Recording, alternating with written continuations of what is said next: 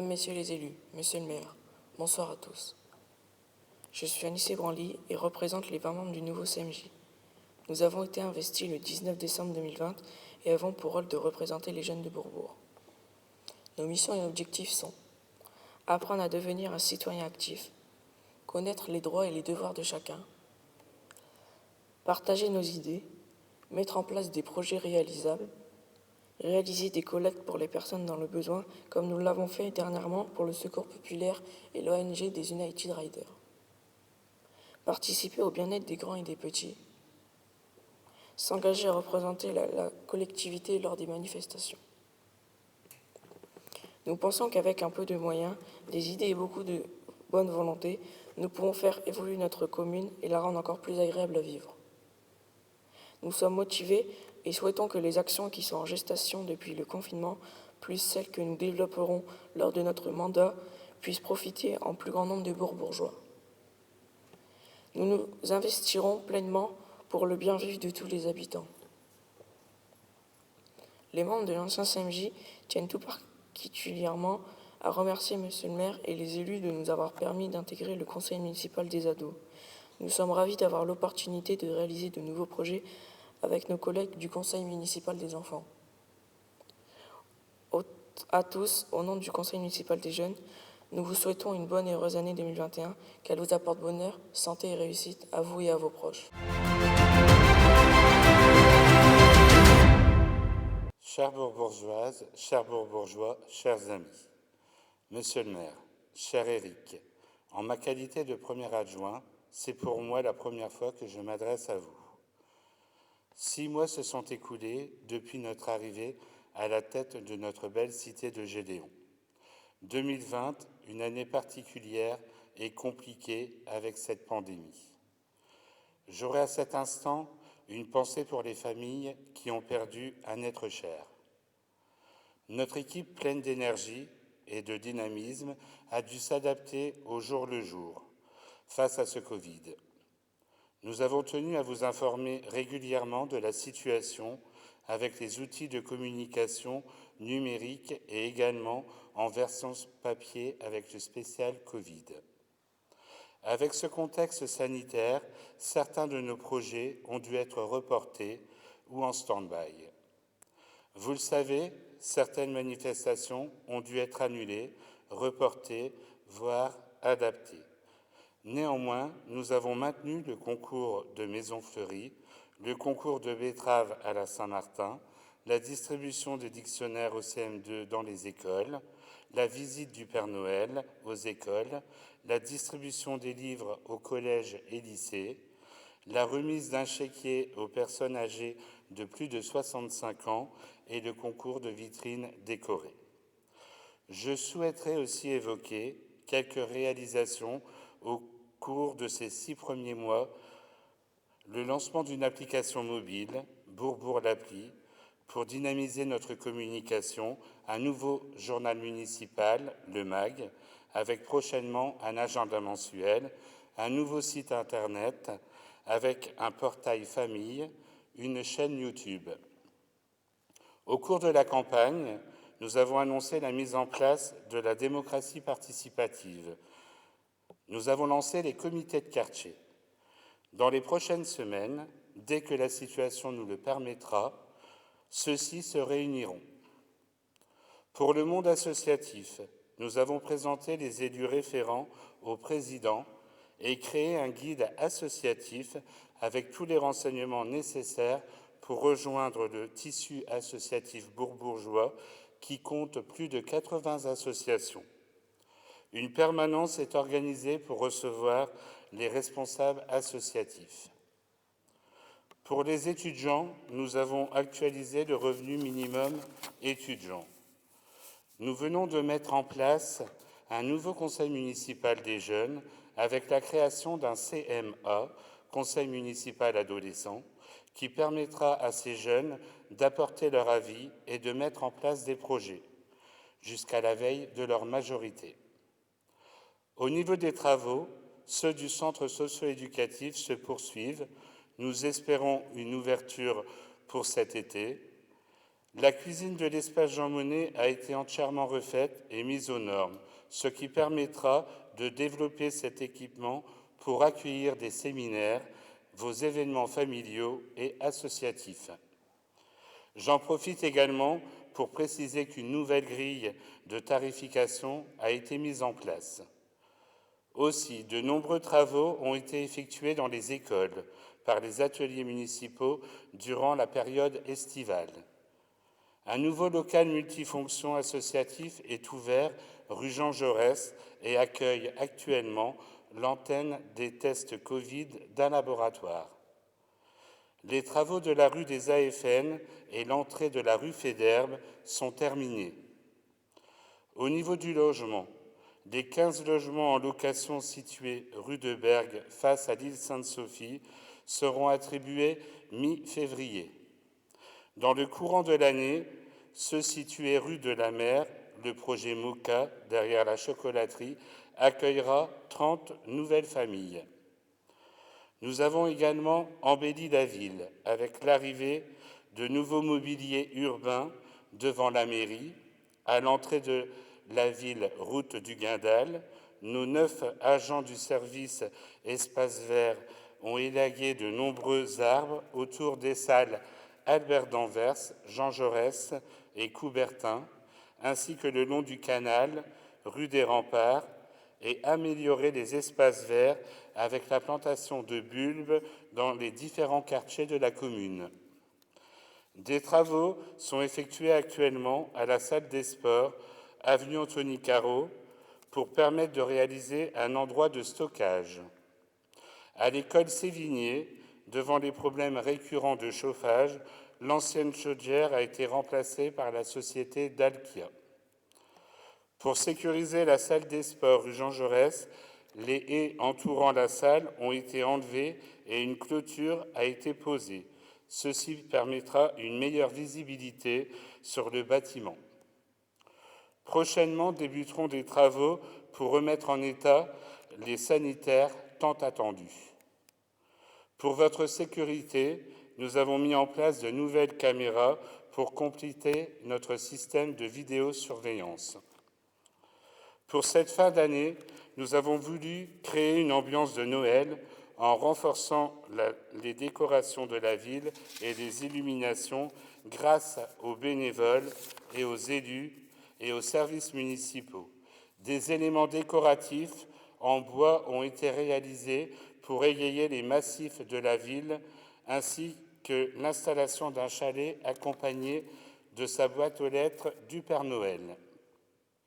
Avec l'asso Andivy et le service vidéo de la ville, nous avons lancé la chaîne du Père Noël sur YouTube et Facebook, qui a permis de lutter contre la morosité actuelle.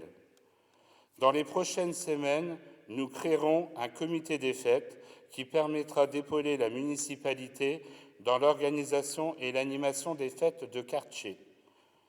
Avec mes collègues, nous espérons pouvoir mener à bien rapidement nos nombreux projets avec l'ensemble du personnel municipal, dirigé dorénavant par Nicolas Hage, notre nouveau directeur général des services.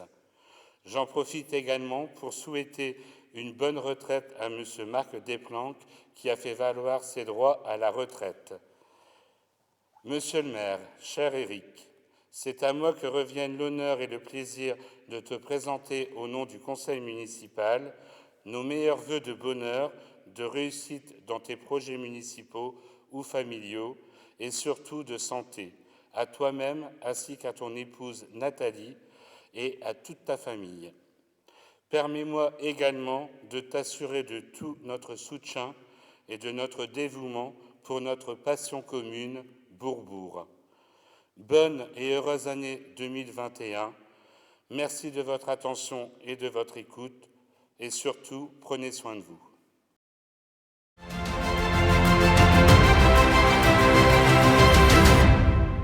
Bonsoir à tous, bienvenue à cette cérémonie des vœux de la ville de Bourbourg, donc du maire de Bourbourg, monsieur le maire, cher Éric.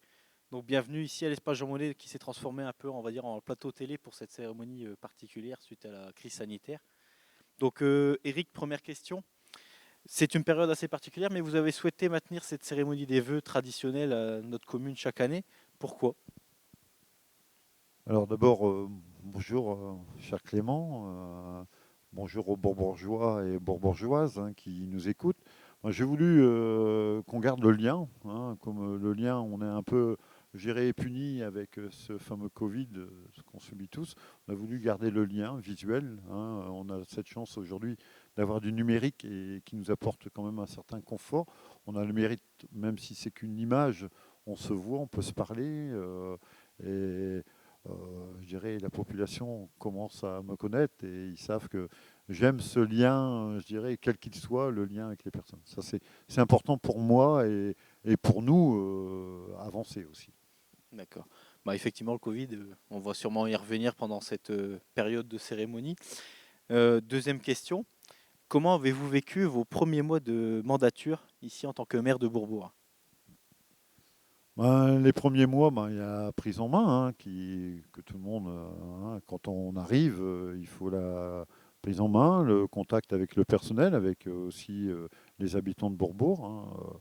19 ans de règne, on n'efface pas, c'est comme un petit ménage, on vit ensemble, on vit pour sa population. Moi, je suis très attaché, j'ai besoin de ça, mais mes 6 premiers mois, bon, il y a toujours des hauts, des bas, mais il faut garder que les satisfactions. On a l'équipe, c'est une équipe. Aujourd'hui, nous, on a prôné ça, le travail en équipe. Chaque élu, chaque adjoint, chaque conseiller, chaque délégué travaille dans son, je dirais, domaine de connaissances. Et pour moi, c'est important. Alors, on passe beaucoup de temps à connaître les gens, se connaître les uns les autres pour justement être à disposition de la municipalité. Bien, on va laisser le passé où il est maintenant et on va parler de l'avenir. Donc 2021, je pense que c'est qu'est-ce que les Bourbourgeoises et Bourbourgeoises attendent, qu'on leur annonce un peu la couleur de cette nouvelle année. Donc tout d'abord, quelles sont ou quelle est la priorité de l'équipe municipale pour cette nouvelle année? Alors, les priorités, c'est de remettre en état la municipalité, c'est-à-dire tout son patrimoine. Aujourd'hui, on a récupéré un patrimoine, je dirais, qui n'est pas, je dirais, catastrophique, mais qui est, je dirais, comment je pourrais employer le terme pour pas être désagréable, c'est de dire, c'est en état de soins, on va se soigner pour dire que les années futures soient plus, je dirais, conviviales pour tout le monde, qu'on puisse relancer la machine. Malheureusement, aujourd'hui, tout le monde le sait, et on revient toujours un petit peu à ça, en termes de tout ce qui est dépenses de fonctionnement a été complètement catastrophique du fait que beaucoup d'investissements, c'est-à-dire d'argent ont été dépensés pour la cause du Covid, tout ce qui est produits gel qu'on nous oblige à avoir. Et tout ça, aujourd'hui, il faut être conscient que ça a dépassé le budget de fonctionnement de la commune. Après, il y a des choses, des aléas de la vie qui font qu'il faut qu'on travaille au quotidien et on va travailler au quotidien pour améliorer, je dirais, le quotidien des habitants. On va remettre les habitants au cœur du sujet de la ville et demain, des choses devront émerger. Mais cette année 2021 va être particulière pour remettre en état tous les édifices publics. Je parle d'État, c'est bien de remettre aux normes, parce qu'on a beaucoup de bâtiments vieillissants et qu'il faut retravailler là-dessus. Alors on va passer une année 2021 vraiment concentrée là-dessus, c'est important. Ok. Donc vous parlez donc justement donc de bâtiments, on va y aller un peu plus loin dans le domaine donc des travaux, réfection des bâtiments. De nombreux projets sont en cours sur la commune, notamment le centre socio-éducatif. On parle aussi du fameux pôle santé, rue Anissé-Bassemont. Où en sommes-nous aujourd'hui et que se passera-t-il en 2021? Alors là, en 2021, alors on va prendre dans l'ordre, le pôle santé. Le pôle santé, on devrait voir d'ici quelques semaines la première pierre qui va être posée. Bien sûr que j'étais pas forcément contre ce projet, mais tel qu'il avait été conçu, c'était problématique je dirais, dans le côté financement.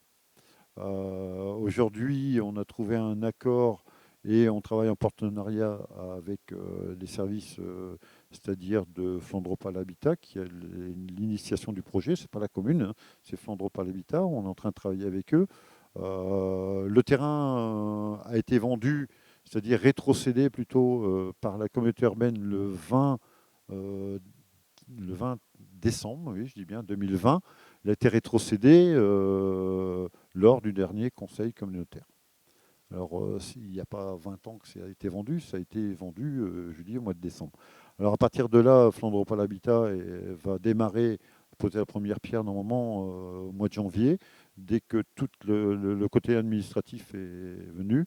Et on a fait un très, très gros travail, et je peux remercier les services communautaires et mes adjoints, c'est-à-dire aux travaux, qui ont travaillé beaucoup sur l'environnement, c'est-à-dire pour créer des zones de parking supplémentaires, parce que, comme je l'ai dit, je vais peut-être me ressasser, avec 19 places de parking, dont 7 ou 8 pour les médecins ou ambulances, ce n'était pas possible avec 11 places de parking.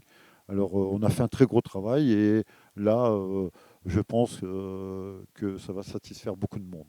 Et l'environnement du pôle santé va vraiment changer.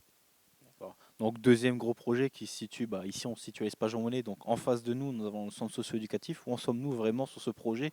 Parce que quand on lit la presse actuellement, ça n'a pas l'air d'être vraiment ça, ce projet actuellement. Ben, ce projet, là aussi, c'était une des contestations lors de la période électorale, mais aujourd'hui, le projet existe. Je pense que malheureusement, on a voulu aller peut-être trop vite sur ce projet. Je dis on, parce que c'est comme ça. Je pense aussi fortement qu'il n'y avait pas nécessaire de faire un édifice d'une telle ampleur. Ce n'était pas forcément nécessaire. Par contre, aujourd'hui, on n'a que des déboires, c'est-à-dire des petites choses qui agacent la vie et qui nous coûtent de l'argent, hein, parce que c'est une fois 500 euros, une fois 1000, une fois 15 000, une fois 20 000. Et là, on a des déboires avec une entreprise qui nous fait faux bon et qui va engranger à peu près entre 300 et 400 000 euros de dépenses supplémentaires. Alors, ce serait compliqué d'en parler ce soir, mais je pense qu'il y aura un article de presse où on en parlera plus tard dans le journal le Bourbourg Mag s'il faut, parce que, je vous dis, l'argent en public, on ne dépense pas comme ça. Il aurait fallu prévoir ce genre d'incident, et je pense qu'on a été peut-être aussi un peu léger sur le choix des entreprises qui sont venues, hein. Et là, on le voit, vous verrez dans les semaines à venir, que c'est très important de prendre son temps et peut-être de prendre 2-3 mois supplémentaires pour la réflexion et d'attaquer les choses correctement. Et là, ça n'a pas été fait. Alors, je vous dis, c'est des déboires, mais c'est des aléas de la vie, mais aujourd'hui, qui vont nous empêcher et qui mettront d'ailleurs à mal les finances de la collectivité, parce que, qui veut dire cet argent, on ne l'a pas, hein, 300 000 à 400 000 euros, on ne les a pas. Demain, soit il faudra faire un emprunt supplémentaire, et ça nous empêchera d'avoir des envies que nous, une nouvelle municipalité, nous avions, hein. Et ça, c'est un gros, gros problème pour nous. Donc là, on parle quand même de deux projets qui sont quand même un peu du passé, hein, ce n'est pas des projets de la nouvelle municipalité. Au niveau du bâtiment, il me semble qu'il y a 2 salles des sports et aussi 2 autres équipements de la commune qui vont avoir des travaux durant l'année. Je crois même ici, même l'Espace Jean Monnet aura un peu de travaux.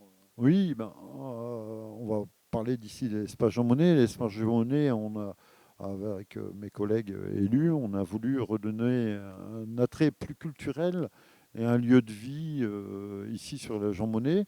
La problématique, c'est que ce bâtiment, et comme je l'ai dit tout à l'heure, on a des bâtiments vieillissants où il faut réhabiliter. Alors, on avait par exemple la problématique de l'accessibilité PMR. Là, on devrait attaquer rapidement le parvis de l'espace Jean Monnet pour l'accessibilité au PMR. On va changer les portes parce qu'elles sont vétustes, hein. On en a 2 qui sont en train de casser, et bon, c'est un peu complexe. Ensuite, dans l'intérieur du bâtiment, il y avait des réflexions dans le bâtiment qui n'étaient pas achevé, hein, même s'il y a eu des gros efforts qui ont été faits. Une nouvelle cuisine, les peintures, la tapisserie qui avait été refaite. Aujourd'hui, tout n'est pas achevé quand on regarde, hein, des petits détails. Hein, les toilettes, il n'y a toujours pas de VMC, ça fait des années qu'on la demande. Les toilettes n'ont pas été refaites, il faudrait redonner un coup de jeune. Il y a toute cette problématique extérieure de peinture, d'environnement qu'il faut refaire. Et là, on est en train de se mettre en place pour le finir. Parce que l'idée aujourd'hui qu'on a avec tous les élus et le DGS, parce que le DGS est important aussi dans notre système, c'est de dire on va refaire chaque bâtiment tous les ans, refaire un ou deux ou trois, suivant les moyens de la municipalité, pour remettre en état et en sécurité. Aujourd'hui, il ne faut pas oublier qu'il y a le côté sécuritaire. Quand on donne un bien public à des personnes, à une association, à un privé, si en cas d'accident n'est pas réglementaire, c'est nous, municipalité, c'est-à-dire le maire et la personne aussi qui sont au quotidien dans ce bâtiment, qui auront des ennuis. Et nous, on ne veut pas ça, on veut que les gens, quand ils louent quelque chose, aient une qualité de l'environnement. Et ça, pour nous, c'est important. Ça, c'est pour Jean Monnet. Ensuite, on a aussi Pierre de Coubertin. Alors là, sur plusieurs années, hein, on fera les travaux un petit peu parce que pour l'instant, on a toujours l'assaut, Andivi, hein, qui est dedans. Andivi travaille et espère entrer rapidement dans leur bâtiment. Et avec ce que je disais tout à l'heure, ça va nous poser un problème parce que toutes les envies qu'on avait en 2021, on ne pourra peut-être pas attaquer en 2021. Tout ça parce qu'on aura du retard sur le chantier encore du nouveau centre socio-éducatif. Hein, on risque d'avoir, si on part sur les choses toujours négatives qu'on a sur cette construction, on aura encore 3 mois de retard à peu près. Que j'espère pas, hein, parce qu'on est dans une phase de négociation.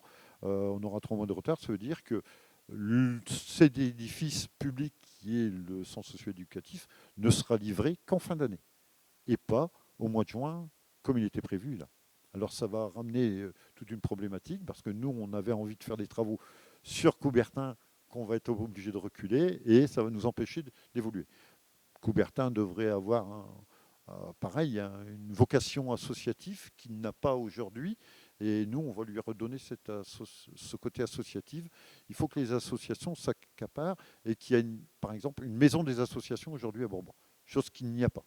Hein, alors voilà.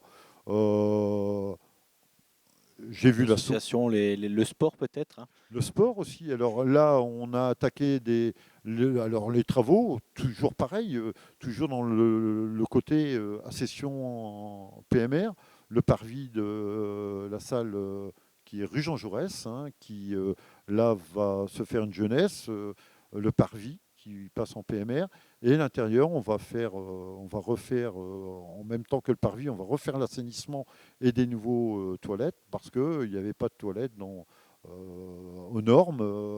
Il y avait beaucoup de choses qui n'étaient pas aux normes dans cette salle. On va lui redonner un coup de jeunesse. On a enlevé les arbres pour la mettre en valeur. Il va bientôt, cette salle, dès qu'on peut, et on voudrait avoir un côté festif pour le faire, va avoir un nom.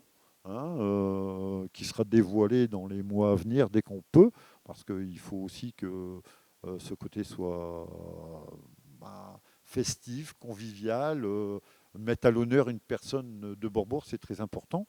Devant, on a fait travailler l'assaut en Divi avec leur atelier Arenco qui va nous faire une fresque sur toute la façade c'est pour ça qu'on a enlevé les arbres en façade pour une super fresque qui va représenter le sport à Bourbourg. Ça, c'est important. La toiture aussi et les chéneaux du côté vestiaire qui vont être faits parce que quand il pleut, on a les pieds dans l'eau. Alors tout ça, il faut refaire. Alors vous verrez, il y a encore des choses qui vont changer sur cet environnement-là. Ensuite, on a la salle Albert d'Anvers. Salle Albert d'Anvers, ça, ce sera aussi un peu la foi. Il y a le dojo, on a enlevé les arbres pour aérer. Et on avait un gros souci sur cette salle, c'est que les arbres étaient trop près. Et à chaque fois qu'il y avait l'automne, les réseaux d'eau pluviale étaient bouchés par les feuilles qui tombent à l'intérieur. Alors on a dû enlever les arbres. On a recréé, pareil, un espace où on peut voir la salle. On est content. Il y a le nom, salle Albert d'Anvers qui est vu. Demain, on aura aussi en façade tout ce qu'on y trouve, le karaté, le judo, il y a le ping-pong, c'est-à-dire, pardon, le tennis de table. On va dire que je suis un vieux si je dis le ping-pong, alors non, le tennis de table. Il y a les majorettes aussi qui sont à l'intérieur. Il y a la Arenco, pas Arenco, l'association de Damien, le hip-hop, qui aussi est dans cette salle. Alors tout ça, il faut mettre en valeur, il faut montrer aux gens ce qu'ils peuvent trouver, les richesses. Parce que beaucoup de monde vivent cachés, ce n'est pas une solution. Alors il faut remettre en avant. Ensuite, on a la salle aussi qui est rue Anthony Caro. Ça aussi, on va avoir une réflexion pour un nom de salle. Et à l'intérieur, on y a fait des box pour les associations qui y sont, hein, le badminton, le volley, qui sont dedans. Et on a une réflexion aussi sur l'environnement de la salle qui va être faite dans les jours, ou on va dire les mois à venir, hein. Voilà ce qui est pour les salles de sport, hein. On voit quand même qu'il y a quand même des projets pour 2021. On va quand même continuer, mais dans d'autres domaines, hein, parce qu'il n'y a pas que les travaux publics, nos bâtiments euh, qui ont un avenir, hein. On a aussi la tranquillité, quand même, un sujet qui est beaucoup, qui est quand même prisé de nos habitants. La tranquillité publique est un sujet d'actualité. Quelles sont les solutions qui seront mises en place durant cette nouvelle année pour répondre à certaines problématiques, et notamment la circulation? Alors là c'est pareil. Aujourd'hui, on a la chance. Alors peut-être ça viendra dans les questions, mais on a ce projet redynamisons notre centre-ville, centre-bourg, on a la chance d'avoir été retenu par la région. C'était en fin 2018 que le dossier a été déposé. On a été retenu en 2019. Et ce projet a été un peu abandonné. Alors on ne sait pas, est-ce que c'est l'effet Covid ou des choses comme ça. Mais ce projet, nous, on l'a redémarré. On a repris contact avec la région et tout le plan de circulation aujourd'hui doit être autour de cela. On a une grosse réflexion sur la place du Général de Gaulle. Et à partir de là, il faut que tous les axes qui vont rentrer dans Bourbourg soient revus. Alors on a les rues, c'est-à-dire Anthony Caro, la rue Dunkerque, la rue de Bergue, la rue de l'Aubergue, qui vont être repensées dans les axes pour rentrer ou sortir de Bourbourg.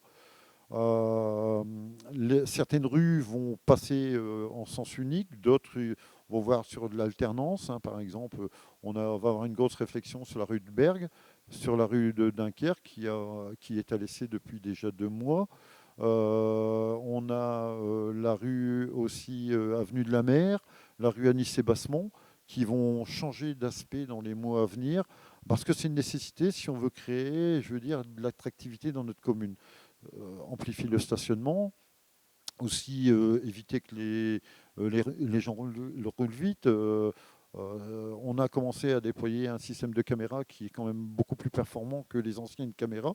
On a fait le choix de mettre des caméras beaucoup plus, je dirais peut-être un peu plus chères, mais moins, mais qui vont valoriser et sécuriser les routes principales, c'est-à-dire casser la vitesse avec des chicanes, on va mettre des feux, hein. Il va y avoir des feux intelligents, comme un peu celui qu'on a mis ou changé rue de Cassel, hein. C'est un feu intelligent. Aujourd'hui, on aura la même chose, et là, on a déposé un dossier justement pour un feu intelligent rue de Dunkerque, hein, qui sera mis à peu près à la hauteur de la rue du 8 mai. Hein, pour dire que les gens, la vitesse soit cassée, et réfléchir sur toute cette problématique d'incivisme, hein, parce que c'est de l'incivisme. Aujourd'hui, les gens roulent vite parce qu'on les habitue à rouler vite.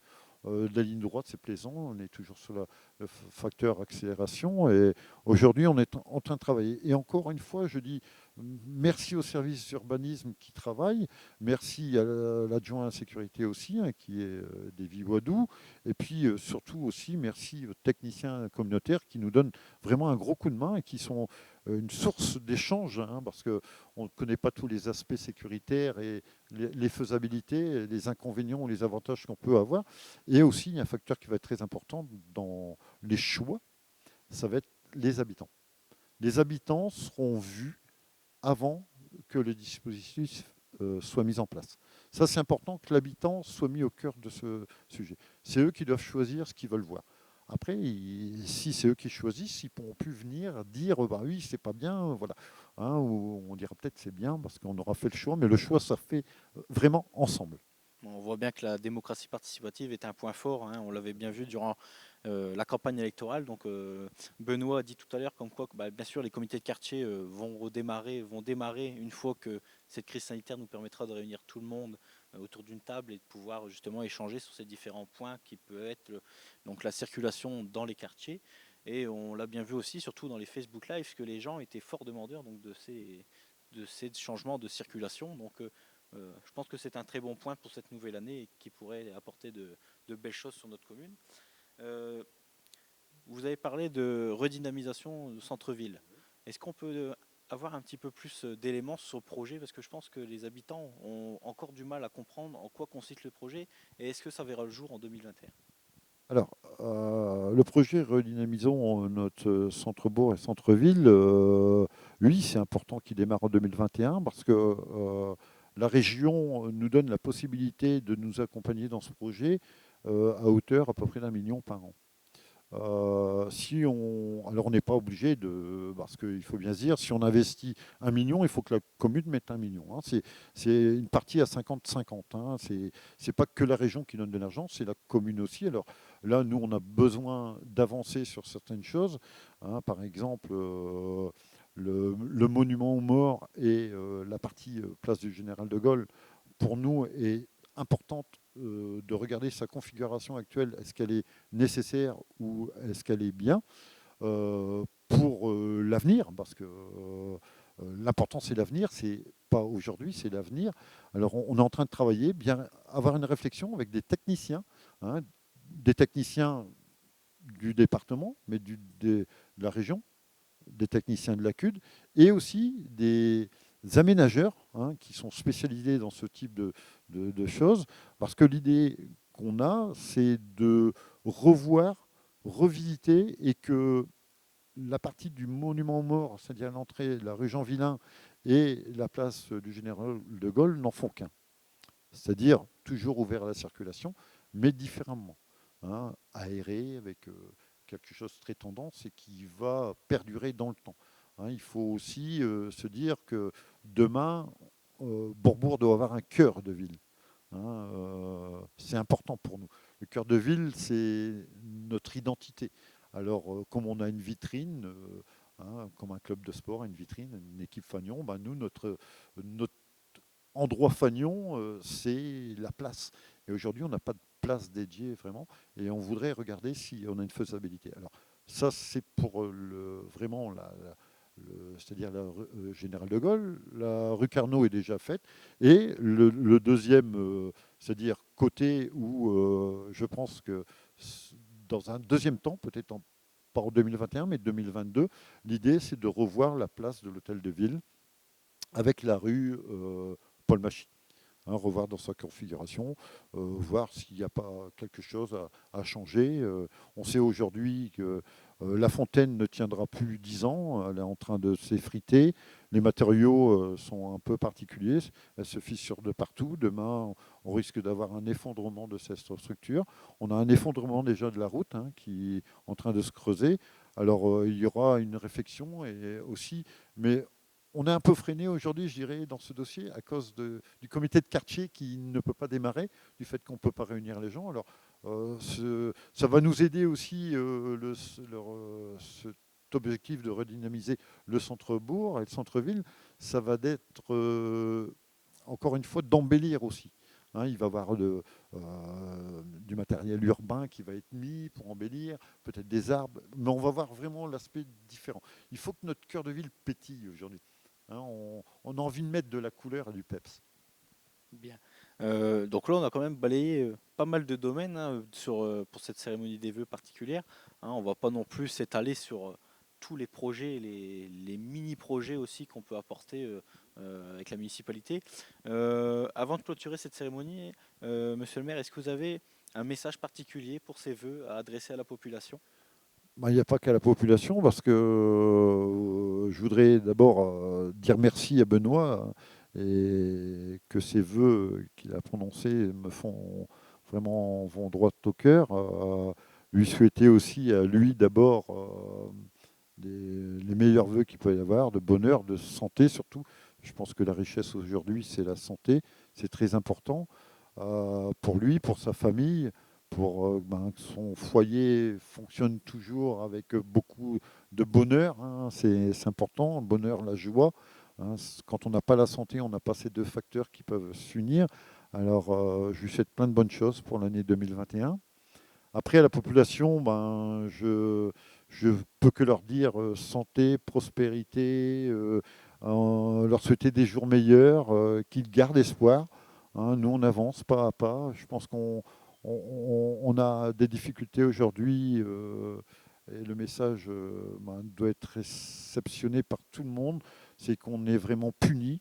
On est puni parce qu'on n'a pas ce contact humain aujourd'hui qu'on pourrait avoir avec notre population, nos habitants, envie d'aller les voir, aller euh, euh, toucher leur sensibilité. Voilà. Aujourd'hui, on n'a pas le droit à l'erreur, hein. Alors, on doit faire attention à nos faiblesses. On a tous des faiblesses. Moi, ma faiblesse, c'est peut-être d'être un peu trop gentil, même si j'ai un côté un peu direct, tout le monde le sait. Mais il faut que les gens sachent qu'on a besoin de ça, cette convivialité. Alors, je souhaite à tout le monde, j'ai une pensée, je dirais aussi à mes amis élus, hein, mes adjoints qui se joignent à moi aussi, conseillers, délégués aussi qui se joignent à souhaiter des vœux vraiment de santé, de prospérité pour les mois futurs à la population. Hein, on est très attaché à ça, et c'est important aujourd'hui. Un petit message aussi qu'il faut passer. Aujourd'hui, on a le bonheur à Bourbourg, et ça se fait dans d'autres communes, d'annoncer ça. On est 7221 au dernier recensement. On a eu 69, je dirais, bébés d'arrivée en 2020.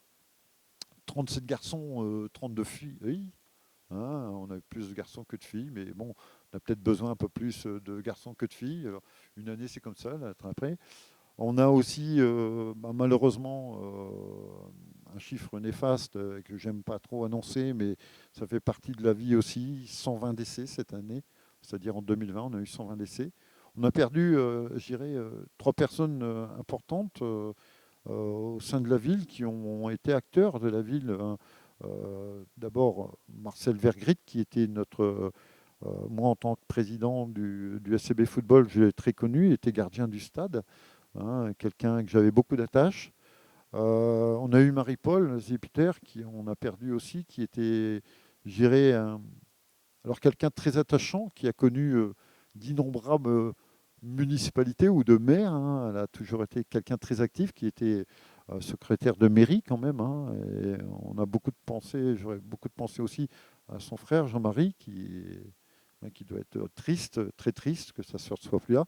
Et le dernier personnage, alors là, c'est quelqu'un que j'ai beaucoup d'attaches pour lui, c'est alors Claude Bouclet. J'ai toujours beaucoup de mal à dire son nom, parce que c'est quelqu'un que j'avais beaucoup en affection, de par mon côté familial, hein, un ami de ma mère, un ami aussi à moi, et on plaisantait souvent ensemble. Je dis toujours, c'était, je crois, le seul bourgeois qui savait vous faire rire le jour d'un enterrement. C'est parce qu'il avait toujours ce petit côté attachant, humoristique, tout dans la simplicité. Et c'est quelqu'un qui a fait beaucoup aussi pour Bourbourg. Alors, je voudrais avoir une pensée pour lui, pour sa famille, aussi pour tous les gens disparus en 2020, hein, en disant qu'on pense fort à eux, et que s'ils ont des besoins, il ne faut pas hésiter à venir. Alors, la porte de la mairie est toujours ouverte à n'importe qui, qu'on soit bleu, blanc ou rouge. Il n'y a pas de couleur. C'est le lieu où c'est l'égalité, la fraternité et le bonheur pour tous. Alors, il faut que les gens osent venir ouvrir cette porte de mairie. C'est important. Bien, merci Monsieur le maire. Donc on finit, on clôture cette cérémonie. Merci à vous de nous avoir écoutés. d'écouter surtout Monsieur le maire, Monsieur Évrard qui était juste avant, et Anissé Branly, conseiller municipal ado, qui fait partie donc, du conseil municipal des jeunes. Restez connectés sur la ville de Bourbourg, donc soit sur la page Facebook, la chaîne YouTube, mais également sur www.bourbourg.fr. Et n'oubliez pas, dimanche à midi, pour découvrir le film promotionnel de la cité de Gédéon, Bourbourg, une histoire de cœur. Merci, à très bientôt.